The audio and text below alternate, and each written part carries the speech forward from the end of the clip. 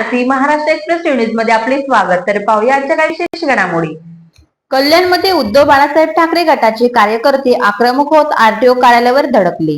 यावेळी शिवसेना उद्धव बाळासाहेब ठाकरे गटाचे उपनेते विजय उर्फ बंड्या साळवी यांनी आरटीओच्या अधिकाऱ्यासमोर एकूण 3 मागण्या पूर्ण करण्याची अट ठेवली असून पहिल्या मागणीमध्ये त्यांनी सांगितल्याप्रमाणे मराठी सक्तीच्या विरोधात जे कोणी रिक्षा टॅक्सी चालक मालक आंदोलनासाठी उभे राहतील त्यांच्यावरती कारवाई करण्यात यावी व त्यांच्यावर गुन्हे दाखल करण्यात यावे। दुसरी मागणी अशी की मीटर प्रमाणे रिक्षा धावल्या पाहिजेत। जेवढी रिक्षांची संख्या आहे, ज्या ज्या रिक्षाचे परमिट आहेत त्या त्या संख्येनुसार रिक्षा स्टँडची निर्मिती व्हायला पाहिजे आणि पिण्याच्या पाण्याची सोय असली पाहिजे। तिसरी मागणी अशी की स्कूल बसची पासिंग वर्षामध्ये 4 वेळा झाली पाहिजे व बसमध्ये महिला अटेंड असली पाहिजे। यावर आरटीओचे अधिकारी आशुतोष बारकुल यांनी सकारात्मक प्रतिसाद देत या तिन्ही मागण्या पूर्ण करण्याचे आश्वासन दिले। मुळात 3 विषय होते आणि एक त्यांनी गुन्हा दाखल करावा म्हणून एक वेगळं निवेदन होतं। ते मराठी सक्तीचे करू नका असं आंदोलन जे होणार आहे त्याच्यात जे कोणी सहभागी होतील, जे कोणी रिक्षा युनियनचे नेते असतील, रिक्षावाले असतील, त्यांच्यावर कारवाई केली पाहिजे आणि त्यांच्यावर गुन्हा दाखल झाले पाहिजे। कारण मराठीचा अपमान हा महाराष्ट्राचा अपमान आम्ही समजतो, त्याचं एक निवेदन दिलं गेलं। दुसरं निवेदन आमचं मीटर प्रमाणे रिक्षा झाल्या पाहिजेत। आरटीओ नेहमी असं सांगते की आम्ही मीटर प्रमाणे रिक्षाचं अंमलबजावणी केलेली आहे, कायदा केलेला आहे, पण कायद्याचं रक्षण करणं आरटीओचं काम नाहीये का? ट्रॅफिक पोलीसचं काम नाहीये का? ते त्याच्यावर काहीच करत नाहीये। कुठल्याही आर्थिक कारणामध्ये न गुंतता, कुठल्याही युनियनच्या दबावात न आता संपूर्ण शहरामध्ये मीटर प्रमाणे रिक्षा धावली गेली पाहिजे आणि जो कायदा बनलाय त्याचं रक्षण करण्याची जबाबदारी त्यांनी आहे आणि त्यांनी ती जबाबदारी स्वीकारली नाही तर त्यांनी तो कायद्याची जबाबदारी स्वीकारली नाही आणि कायद्याचं रक्षण केलं नाही म्हणून आम्ही त्यांच्यावर कोर्टात गुन्हा दाखल करू, हे आम्ही आरटीओला सांगितलेलं आहे। तिसरा विषय असा होता की रिक्षा स्टँड आहे, वारेमाप परमिट मागे सोडलेले आहेत, अनेक रिक्षा झालेल्या आहेत, त्या रिक्षांना उभं राहायला कल्याणमध्ये जागा नाहीये।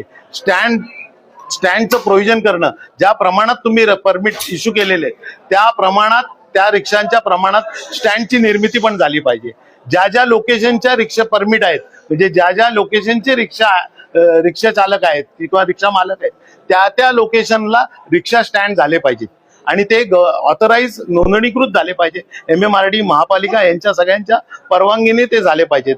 ते आता कल्याणमध्ये 128 ते 132 फक्त ऑथराइज रिक्षा स्टँड आहेत। 132 आणि 128 हे काही संख्या कल्याणमध्ये जेवढ्या प्रमाणात त्यांचा आकडा आहे 65,000 रिक्षा आहेत, एवढ्यांना हे रिक्षा स्टँड पुरणार नाही। मग रिक्षावाले काय करतात किंवा युनियनवाले काय करतात, 4 दगड बांधतात, कुठे पण आपल्या रिक्षा उभ्या करतात। त्यामुळे ट्रॅफिकला अडचण होते, लोकांना जे पॅसेंजर असतात त्यांना अडचण होते, तिथं दरपत्रक नसतात, तिथे पाण्याची व्यवस्था नसते पॅसेंजरसाठी। या सगळ्या व्यवस्था त्यांनी कराव्या हे ते आम्हाला लेखी आश्वासन, आज त्यांचा स्टाफ नाहीये, स्ट्राईकवर आहे, त्यामुळे 2 दिवसांनी आम्हाला लेखी आश्वासन याचं देणार आहे की त्याप्रमाणे स्टँडचं नियोजन केलं जाईल। ते येत्या काळात ते महापालिका आणि MMRD बरोबर मिटिंग घेऊन तेवढ्या रिक्षा स्टँड तयार करण्याची जबाबदारी त्यांनी सांगितलेली करतो म्हणून आम्ही। चौथा प्रश्न मीटर प्रमाणे रिक्षाचा आम्ही बोललो, ते पण झालं, सांगितलं ना मीटर। स्कूल बसच्या बाबतीत विषय घेतला, कारण आता शाळा सुरू होतील। ऍक्च्युली कायद्यामध्ये अशी तरतूद आहे, आरटीओने वर्षात 4 वेळा स्कूल बसची पासिंग करायला पाहिजे, स्कूल बसचं चेकिंग करायला पाहिजे। ते केलं जात नाही, फक्त मे महिन्यात आपलं केलं जातं आणि ज्यांचं पासिंग संपलंय त्यांना फक्त बोलून त्यांचं पासिंग केलं। त्याच्यात प्रचंड अर्थकारण आहे, ती गाडी रस्त्यावर व्यवस्थित चालते का नाही हे आरटीओने स्वतः चालवून बघायचंय अशी कायद्यात तरतूद आहे। नंतर काय जीपीएस सर्व्हिस पाहिजे, नंतर ते काय 80 पर्यंत स्पीड 80 पर्यंत पाहिजे आणि महिला अटेंडंट तिथे प्रत्येक बसमध्ये पाहिजे। ते कुठल्याही बसमध्ये नाहीत, फार तुरळक मोठ्या ज्या शाळा आहेत त्यांच्या बसमध्ये महिला, कारण हल्ली जे सेक्शुअल असेसमेंट होतात ते लहान मुलांवर, ते टाळण्यासाठी महिला अटेंडंट करणं गव्हर्नमेंटनी कंपल्सरी केलेलं आहे आणि ते यांनी करावं, ते यांनी केलेलं नाही। ते पण लेखी आश्वासन ते देणार आहे की येत्या 1 महिन्यात आम्ही ते सगळी प्रोव्हिजन करू, सगळ्या शाळांच्या मुख्याध्यापकांबरोबर चर्चा करून ते सगळं कंपल्सरी करू, असे आमचे 3 निवेदन आहेत. आणि टॅक्सीचा प्रश्न आहे. काळ्या पिवळी टॅक्सीचा ऍक्च्युली कल्याणमध्ये प्रवेशच झाला नाही पाहिजे. त्यांचा GR मारळपर्यंत त्यांना मुरबाड ते मारळपर्यंत त्यांनी प्रवास करायचा आहे. त्यांनी शहरामध्ये यायचंच नाही, कारण शहराला जी वाहतूक कोंडीचा प्रश्न आहे त्याच्यामुळे त्यांचा लोड येईल म्हणून ते गव्हर्नमेंटनी GR मध्येच त्याची नोंद केलेली आहे. तरी पण RTO आणि ट्रॅफिक यांच्या अर्थकारणाची लागेबंदीमुळे त्या रिक्षा सर्रासपणे कल्याणमध्ये दिसतात आणि त्या अवैध वाहतूक करतात. म्हणजे 6 रिक्षा 10-12 पॅसेंजर घेऊन जातात.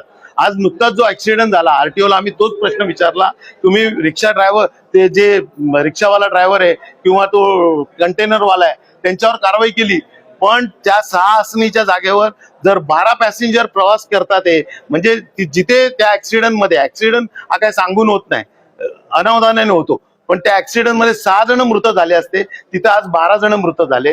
तर ह्याला जबाबदार कोण आहे? जे 6 जण मेले हे प्रशासनाचा हलगर्जीपणा हा त्याला कारणीभूत आहे आणि प्रशासनाचं जे अर्थकारण चालतं ते त्याला जबाबदार ते 6 मृत्यू आहेत असं आम्ही त्यांना सांगितलं. तर ते बोलले याच्या पुढे 6 आसनीला 6 जण प्रवेश होतील आणि कल्याणमध्ये त्यांना प्रवेश देऊ नये ही आमची मुख्य मागणी आहे. आज शिवसेना उद्धव बाळासाहेब ठाकरे गटाचे शिष्टमंडळ आज कल्याण RTOला आलेले होते. त्यांनी प्रामुख्याने 3 मागण्या केलेल्या होत्या. रिक्षा स्टँड बाबत मागणी केली होती कल्याण शहरातील. तसेच दुसरी मागणी अशी होती की त्यांची स्कूल व्हॅन आणि त्याची तपासणी आणि महिला अटेंडंट. आणि तिसरा विषय हा त्यांचा असा होता की मीटरप्रमाणे रिक्षाने चालावे कल्याण शहरामध्ये. असे 3 विषय त्यांचे होते.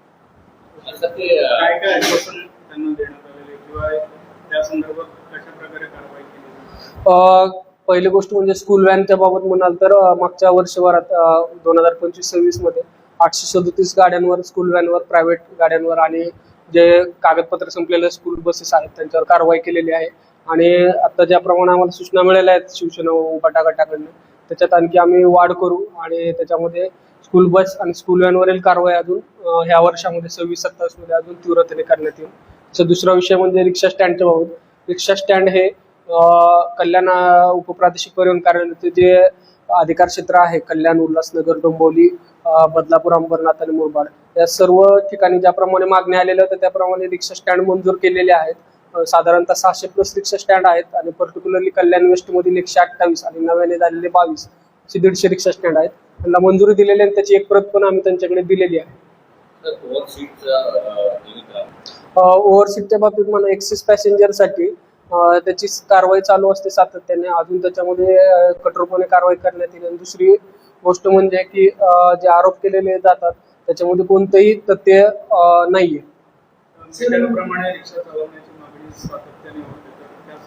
मीटरच्या बाबतीत पहिल्यांदा आम्ही एक प्रायोगिक प्रयत्न केलेला होता मध्यंतरी जानेवारी महिन्यामध्ये, डिसेंबर-जानेवारीमध्ये, पण त्याला अल्पसा प्रतिसाद आला, नागरिकांकडनं पण आला, रिक्षा चालकांकडून आला.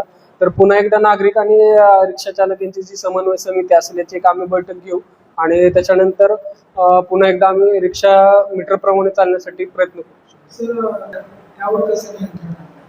मुरबाडवरून ज्या इको गाड्या आणि ज्या परमिटच्या ज्या काळी पिवळ्या आहेत त्यांचा जो प्रवास आहे तो मध्यंतरी एक ऍक्सिडेंट झालेला होता. त्याच्यानंतर आणि त्याच्या आधी कारवाई केलेली होती. त्याच्यानंतर पण अजून प्रभावीपणे कारवाई सुरू आहे. तर ज्या वाहनांना कल्याण शहराच्या हद्दीत प्रवेश नसेल त्यांना आम्ही ग्रामीण भागाच्या हद्दीतच रोखण्याचा प्रयत्न करू. तर या होत्या शहरातील महत्त्वाच्या ठळक घडामोडी. अशाच काही नवनवीन घडामोडी पाहण्यासाठी आमच्या चॅनलला लाईक करा, शेअर करा, सबस्क्राईब करा आणि बेल आयकॉन दाबायला विसरू नका. धन्यवाद.